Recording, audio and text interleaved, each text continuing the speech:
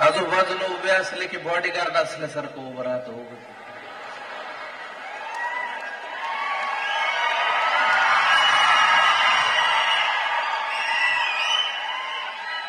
तुझी माझी तब्येत सेम आहे.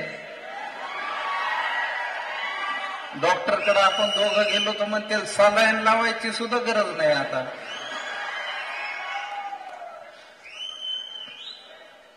नवसह्याद्री ग्रुप ऑफ इन्स्टिट्यूटचे संस्थापक माननीय श्री पोपटरावजी सुके साहेब, या ग्रुपचे डायरेक्टर सागरजी सुके साहेब, व्हाईस प्रेसिडेंट सौभाग्यवती सायलीताई सुके. ते कोण ओरडायला लागलं, काय म्हणणं आहे त्याचं?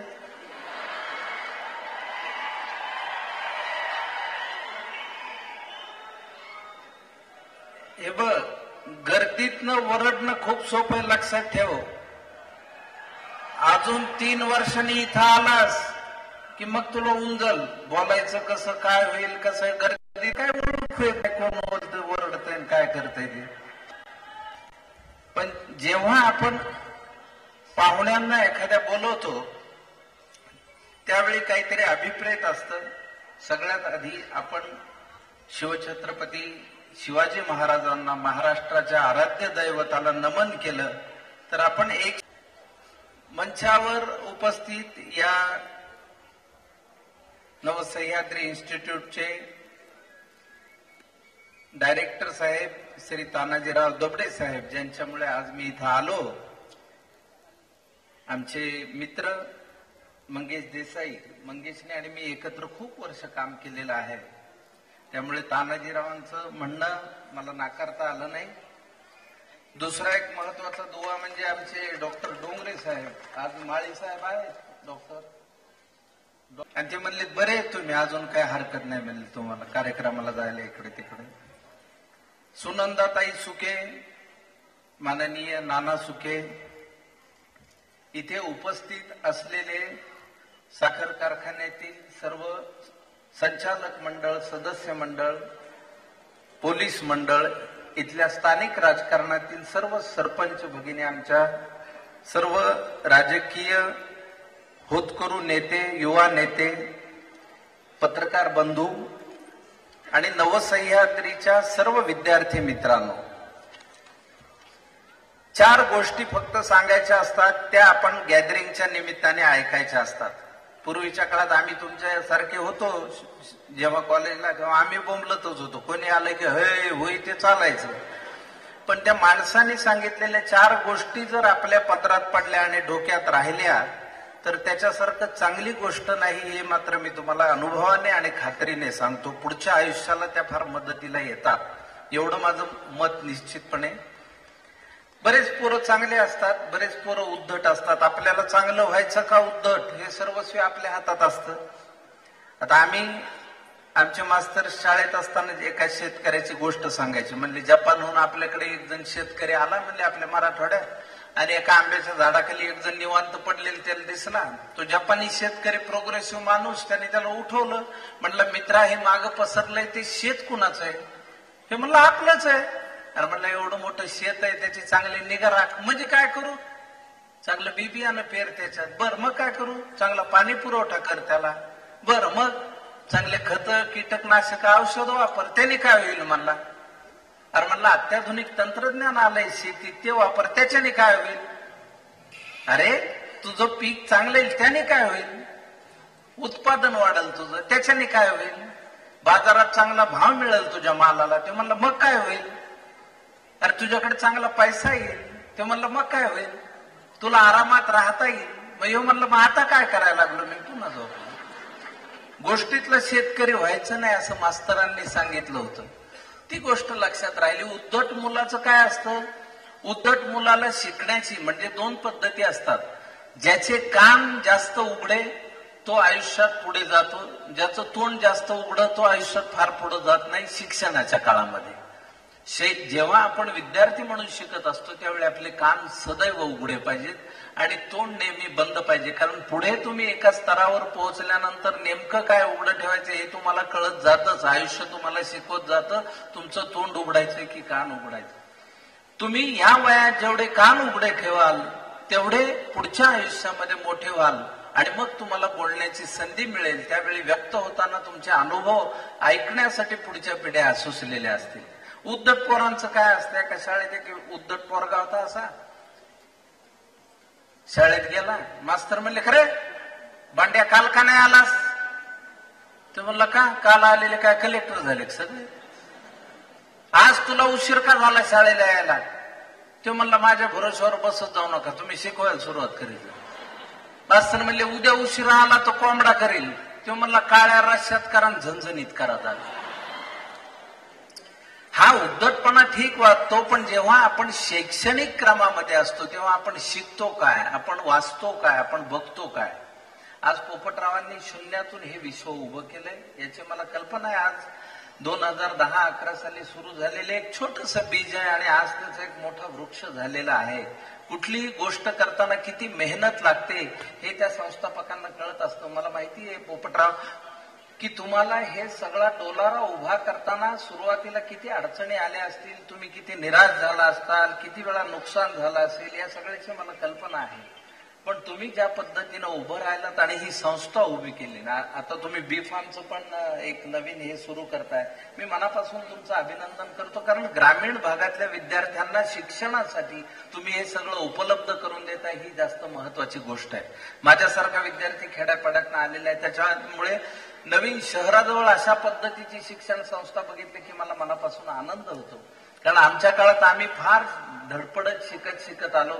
आता मी नट म्हणून सगळ्यांना माहिती आहे. सरांनी मगाशी माझं कौतुकही केलं, बरीच बक्षिसं मिळाली, हे केली. पण सुरुवातीची धडपड आमची तुम्हाला काय सांगायची. मला आठवतंय मी आणि मंगेश देसाई त्या काळात हौशी रंगमंचावर काम करायचो आणि शिकण्याची धडपड जी असायची ती फार अवघड असायची. म्हणजे आम्ही एकदा अंधार यात्री नावाची एकांकिका केली. त्या एकांकिकेत मी मसणजोग्यांच्या जीवनावरची एकांकिका होती आणि त्यामध्ये मी बापाचा रोल केला होता, मंगेशने मुलाचा केला होता.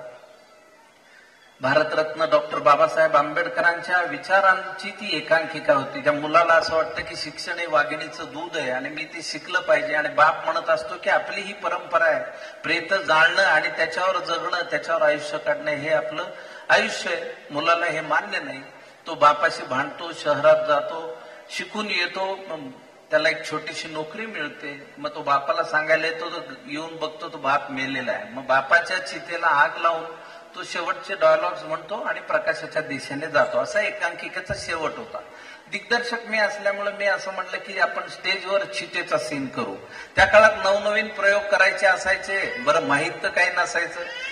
त्या चितेच्या मागे एक मित्र बसवला होता, त्याच्या हातात रॉकेलच्या बोळ्यांचा स्टँड दिला होता आणि मंगेशनी येऊन काय करायचं होतं, फक्त माचीसची काडी पेटवायची, एका रॉकेलच्या बोळ्याला लावायची, ते बोळे पेटत जाणार, मंचावर अंधार होणार आणि ती चिता पेटलेली दिसणार.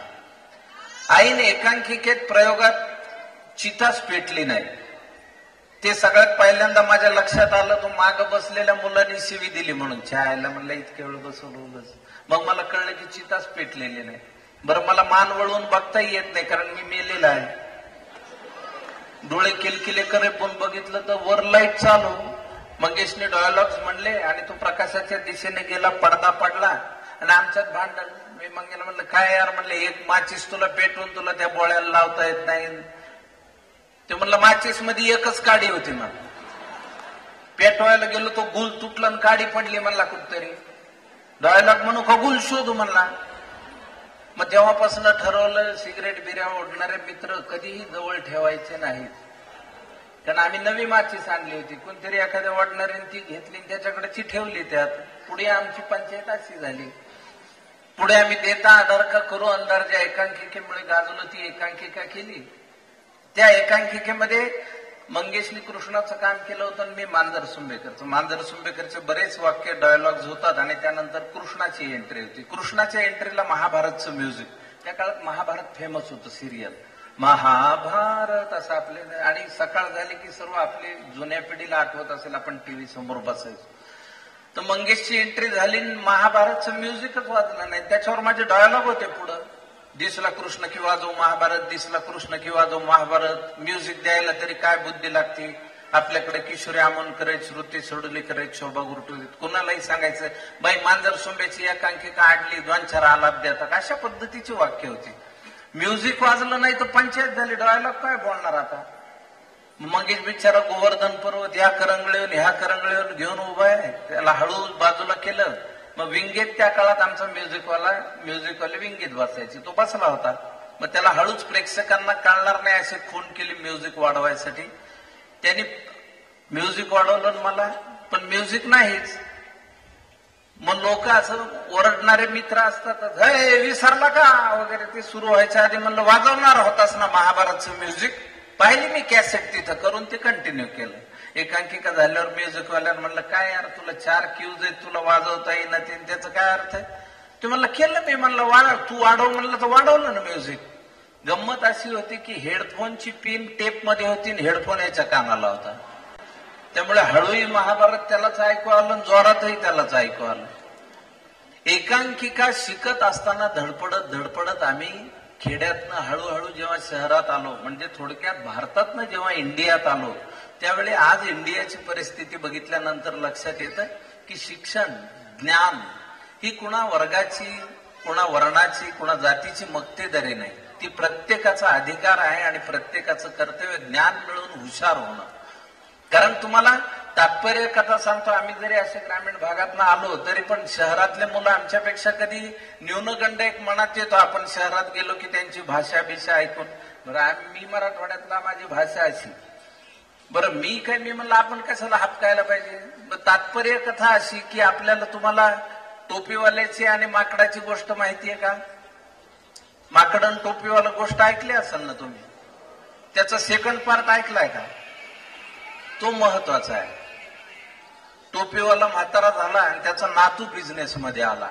मग त्यांनी नातवाला सांगितलं, हे बघ म्हणलं तू टोप्या विकायला जाशील, जंगलात जाशील, दशम्या खाशील, झोपशील, आपली खानदानी सवय ती, माकडं टोप्या नेतील, नंतर उठल्यावर त्यांना वाकडं दाखवतील, नंतर त्यांना दगड फेकून मारते, फळं मारतील, मग फळं खा, नंतर टोपी काढून टाक, ते टोप्या टाकतील, मग त्या गुंडाळ बाजारात जाऊन विकून येईल. ते म्हणला बरं झालं ग्रँडफादर तुम्ही ट्रेड सिक्रेट सांगितलं बिझनेसचं. म्हणला तो गेला जंगलात, जास्तच वेळ झोपला, उठून बघितलं तर माकडांनी टोप्या नेल्या होत्या. त्यांनी मग वाकडं दाखवलं, माकडांनी वाकडं दाखवलं, यांनी दगड मारले, माकडांनी फळं फेकून मारले, यांनी फळं खाल्ले. नंतर ह्यांनी टोपी काढून टाकली तर कुणीच टोपी नाही काढली. याला वाटलं माकडांना आपली ऍक्शन नाही कळली. मग झाडाजवळ गेला, पुन्हा टोपी अशी काढून खाली टाकली, हळूच कुणीच टोपी नाही टाकली. एक जाड माकड खाली आलं, त्याच्या एक थोबाड एक दिली आणि त्याला म्हणलं तुला एकट्यालाच आजोबा आहेत काय. तर आजोबा प्रत्येकाला असतात. ज्ञान मिळवणं हे प्रत्येकाचं कर्तव्य, प्रत्येकाचं काम आहे. आज एवढं मोठं आपलं शिक्षण संस्था आहे, त्यामध्ये मला सुचव असं लायब्ररी तर असेलच, पण लायब्ररीमध्ये नेमकी पुस्तकं कुठली ठेवायची आणि मुलांच्या आयुष्यावर परिणाम करणारी पुस्तकं कुठली, त्याचा धांडोळा घेऊन ती पुस्तकं लायब्ररीमध्ये यावी अशी माझी खूप इच्छा आहे. एक तोत्तो-चान नावाचं पुस्तक खूप पूर्वी मी वाचलं होतं. एका जपानी बाईने लिहिलं होतं. ती काही लेखिका नव्हे, पण शाळेतल्या हेडमास्तरांवर लिहिलेलं, हेडमास्तरांनी शाळा कशा पद्धतीनं चालवली आणि आज माझ्यासारखे कित्येक विद्यार्थी कसे घडले असं तिने त्या पुस्तकामध्ये लिहिलं होतं. अगदी छोटंसं पुस्तक आहे. विना गवाणकरांची पुस्तकं आहेत. एक होता कार्व्हर नावाचं एक पुस्तक आहे. जॉर्ज वॉशिंग्टन कार्व्हर नावाचा एक वनस्पती शास्त्रज्ञ, गुलाम म्हणून विकला गेलेला एक मनुष्य, कृष्णवर्णीय मनुष्य, पुढे जगातला नोबेल पारितोषिक विजेता झाला आणि टोमॅटोच्या जातीतलं मोठं संशोधन त्याने केलं आणि त्याने आयुष्यभरात वापरलेला कपडा फक्त 4.5 मीटर होता. तर माणसं मोठमोठा आदर्श ठेवून आपल्या समोर गेलेली आहेत. आपल्याला नेहमी समाजाकडनं घ्यायची सवय असते, समाजाला द्यायची सवय नसते. त्याचं फार साधं उदाहरण सांगायचं झालं तर घरातल्या गादीवर पान खाऊन पिचकारी मारा म्हटलं तर कोण मारेल. पण तेच रस्त्यावर आपण पिचकारी मारतो, मग तो रस्ता कुणाचा आहे, मग ते गाव कुणाचं, मग तो तालुका कुणाचा, मग तो जिल्हा कुणाचा, मग ते राज्य कुणाचं, मग तो देश कुणाचा. देशप्रेम आपल्या घशात असून चालत नाही, ते आपल्या कामात दिसणं खूप महत्वाचं आहे. आज तुमच्यापैकी खूप सारे विद्यार्थी उद्या आयुष्यात मोठे होतील, खूप मोठं नाव करतील, पण लक्षात ठेवा आपल्या मातीची, आपल्या संस्कृतीची, आपल्या माणसांची ओळख कधी विसरू नका.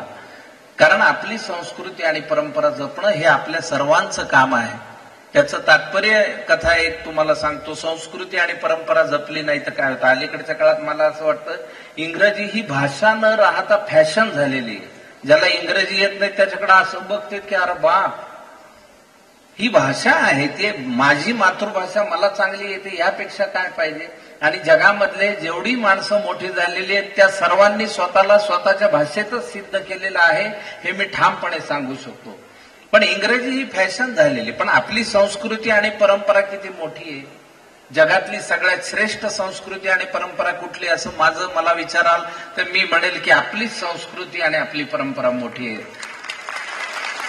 कारण ह्या एकमेव संस्कृती आणि परंपरेमध्ये मातीची पूजा होते, पाण्याची पूजा होते, जनावरांची पूजा होते, डोंगराची पूजा होते, सूर्याची पूजा होते, चंद्राची पूजा होते, पिकांची पूजा होते. आपले सगळे सणवार हे आपल्या माती पिकांशी निगडीत आहे. आपण संक्रांत करतो त्यावेळी आपल्याला नवीन हरभरा आलेला असतो, गाजरा आलेले असते, तेव्हा थंडी थोडीशी हे झालेली असते, त्यामुळे आपल्याला तिळगुळ दिला जातो. प्रत्येक ह्याचं आपण नंतर आखाजीचा सण, खरीपाचा सण, हंगाम येतो त्यावेळी आपण दसरा करतो, आखाजीचा सण रबीच्या वेळेस करतो, अक्षय तृतीयेचा. तर सगळं माती आपली संस्कृती परंपरेशी जुडलेले हे सण आहेत, मातीशी जोडलेले हे सण आहेत. आपली संस्कृती आणि परंपरा जपली नाही तर काय होईल. एका गावात एक समाजसेवक होता आणि लोकांचे खूप कामं करायचा. तर एक दिवस गावात कार्यक्रम ठरले आणि सगळे म्हणले आप्पा तुम्ही व्हा म्हणले अध्यक्ष. आप्पा म्हणले मला कशाला. नाही म्हणले तुम्ही सिनियर मोस्ट पर्सन आहेत, सगळ्या लोकांचे कामं धामं करता गावातले, तुम्ही व्हा म्हणले अध्यक्ष. बरं म्हणले तसं का होईना, कपडे चांगले घाला गड्या. कपड्यात काय आहे म्हणले. नाही म्हणले तुमचं कसं धोतर, 3 गुंडीचा शर्ट, गमछा, गांधी टोपी ती जुनी फॅशन झाली म्हणले, आता नवीन शर्ट पॅन्टची फॅशन आली, अध्यक्ष कसं चांगल्या कपड्यात पाहिजे. बरं म्हणले तसं का होईना. बाजारात गेले, शर्ट पॅन्ट घेऊन आले, घरी आणून बघितलं तर पॅन्ट लांब झाली होती. बायको चुलीवर स्वयंपाक करत होती. बायकोला म्हणले मंडळी संध्याकाळी कार्यक्रम आहे, मी अध्यक्ष आहे, ती पॅन्ट जरा लांब झाली, ती जरा वीजभर कापून टीप मारून ठेवा. बायको म्हणाली तुम्ही गावभर लष्कराच्या भाकऱ्या भाजीत हेंडता, आम्ही कुठं कुठं बघायचं. जा तुमच्या आईला सांगा, मला दिवसभर टोचून बोलण्याशिवाय काय काम असतं त्यांना. बरं म्हणले आईकडे गेले, म्हणले मातोश्री संध्याकाळी कार्यक्रम आहे, आम्ही अध्यक्ष आहे, पॅन्ट जरा लांब झाली. ती म्हणली आज एकादश आहे, आई कवर पुरायची तुला, जा बायको करून दिली लेख आहे त्यांना सांग कुणाला. बरं म्हणले लेकीकडे गेले, म्हणले माझ्या संध्याकाळी कार्यक्रम आहे. ती म्हणली पप्पा आमचा रेतीवाला नवऱ्यावर डॅन्स आहे संध्याकाळी. ती गेली तालमीला. हे कंटाळले, कपडे गुंडाळले, अलमारीत टाकले, गावात कामं करायला गेले. तासाभराने बायकोचं स्वयंपाक पाणी उरकलं, निवांत बसली होती. तिला आठवलं बाया नवरा आज अध्यक्ष आहे, पॅन्ट लांब झाली, तिने अलमारीतनं काढली, वीजभर कापली, टीप मारून ठेवून दिली, शेजारणीकडे गप्पा मारायला गेली. अर्ध्या घंट्याने म्हातारी आली. म्हणले बाया आई कवर पुरायची याला, तिने वितीपेक्षा जास्त कापली, टीप मारून ठेवून दिली, झोपायला गेली. कार्यक्रमा अगोदर लेख आली, म्हणली पप्पांचं असंच असतं, गडबडीत आम्हाला तिन्ही वीजभर कापली, टीप मारून ठेवून दिली. संध्याकाळी बरमुडा घालून उभे होते कार्यक्रमात. तर आपल्या भाषेचा, संस्कृतीचा, परंपरेचा बरमुडा होण्या अगोदर तिचं जतन करणं हे आपल्या सगळ्यांचं कर्तव्य आहे. जगाच्या पाठीवर आपण कुठेही गेलो तरी आपली भाषा, आपली संस्कृती हा आपला अभिमान असला पाहिजे. आणि मला असं वाटतं स्नेहसंमेलनासारखे कार्यक्रम हा केवळ काहीतरी मनोरंजन आणि काहीतरी गोंधळ घालण्यासाठी नसतात, तर त्यामध्ये विचार मंथन होणं खूप गरजेचं असतं. जोपर्यंत आपण विचार करत नाही तर अलीकडच्या काळात काय झालंय, संवाद आणि संवेदना या काळामध्ये त्यातला सच हरवलेला आहे आणि वाद आणि वेदना फक्त उरलेल्या आहेत. तर संवाद आणि संवेदनेचा आपल्याला समाज निर्माण केला पाहिजे. 2 ज्ञानी माणसं एकत्र भेटली की त्यांच्यात सुसंवाद होतो. एक ज्ञानी एक अज्ञानी भेटला की त्यात विसंवाद होतो. आणि दोघंही अज्ञानी असतील तर त्यांच्यात भांडणं होतात. तर आपल्याला भांडणं करणारा समाज निर्माण करायचा नाही, शिक्षणाच्या माध्यमातून सुसंवाद घडवणारा समाज घडवायचा आहे. जेवढी माणसं साक्षर होतील, माझ्या कायद्याचं बोला नावाच्या एका सिनेमातलं एक वाक्य मला नेहमी लक्षात राहतं की शिकलेल्यांना सुशिक्षित करण्याची गरज असणं ही या देशाची खरी समस्या आहे. साक्षरा या शब्दाचं उलट केलं तर काय होतं? साक्षरा, राक्षसा. आपण शिकून साक्षरा व्हायचंय की राक्षसा व्हायचंय हे सर्वस्वी आपल्या हातात आहे. आजकालच्या काळात सोशल मीडियामुळे सगळा कालखंड गतिमान झालेला आहे. सोशल मीडियावरचं पण ते दुधारी शस्त्र आहे. ते कसं वापरायचं हे प्रत्येकाने ज्याने त्याने ठरवायचे. स्वतःची आयडेंटिटी लपून लोकांना शिव्या घालणारा एक मोठा वर्ग तयार होतोय आणि मला वाटतं ती चिंतेची बाब आहे. आपण स्वतः चांगल्या गोष्टींसाठी या सोशल मीडियाचा वापर करतोय का? सतत काहीतरी वाईट. बरं, दररोज सकाळी मी नेहमी असं म्हणतो की तुम्हाला दररोज ते सकाळी शुभ सकाळ, शुभ गुरुवार, शुभ शुक्रवार दररोज पाठवणारे असते देवाचे फोटो, फुलं. ह्याच्या ऐवजी तुम्ही तुमच्या ग्रुपमध्ये तयार करून आपल्या जवळपासच्या परिसरात आपण काय काम करू शकतो याचा विचार का करत नाही? एक मीडिया आपला बनवून, एक ग्रुप बनवून आपण एक सामाजिक कार्य करू. या समाजाचं आपण देणं लागतो आणि जेव्हा आपण समाजाचं देणं लागतो त्यावेळीच आपण चांगलं काम करू शकतो. आज इतकी वर्ष झाली, साधारण एक 15 वर्ष झाली, 15 वर्ष या सगळ्या संस्थेला झाली आणि ही संस्था मोठी मोठी का होत चालली आहे त्याचं कारणही असेल. कारण एक गोष्ट लक्षात ठेवा, आपल्याला त्या रस्त्यावरून जर चालायचं असेल तर आपल्याला मनाची खुणगाट बांधावी लागते आणि त्यासाठी या शिक्षण क्रमामध्ये अत्यंत मनापासून काम करावं लागतं. ही गोष्ट तुम्हाला सांगतो. जाता जाता म्हणजे काय बक्षीस वितरण असल्यामुळे मला कल्पना आहे की विद्यार्थ्यांना त्याची उत्सुकता जास्त असते. नाही तर बऱ्याचदा आपण बोलू लागलो की त्याचं भान उरत नाही. एका सभेमध्ये एक वक्ता असा बोलायला लागला आणि लोक शेवटी कंटाळले, म्हणजे हा किती वेळ बोलत बसलाय. मग लोकांनी कंटाळून टाळ्या वाजवायला सुरुवात केली. त्याला बघा उशिरा का होईना दाद मिळायला लागली म्हणून त्याने अजून रट्टा चालू ठेवला. नंतर त्याचा घसा कोरडा पडल्यावर त्याच्या लक्षात आला आपण जरा जास्त बोललो. तो म्हणला, श्रोते हो माफ करा, घरातनं गडबडीत बाहेर पडलो, हातावर घड्याळ बांधायचं राहून गेलं त्यामुळे टाइम लक्षात नाही आला. एक जण उठला आणि म्हणला, घड्याळाचं राहू दे बाबा, मागच्या भिंतीवरचं कॅलेंडर तर बघायचं. बोलण्याच्या नादात माझी अशी गडबड होऊ नये अशी काळजी घेतो. आणि पुनश्च एकदा नवसह्याद्रीच्या ह्या सर्व शिक्षण संस्थेला, सर्व सभासदांना, सर्वांना मनापासून हार्दिक सदिच्छा, शुभेच्छा देतो. आज मला इथे बोलवलं, आमंत्रित केलं त्याबद्दल मी दबडे सरांचे मनापासून आभार मानतो आणि माझं हे लांबलेलं मनोगत थांबवतो. जय जवान, जय किसान.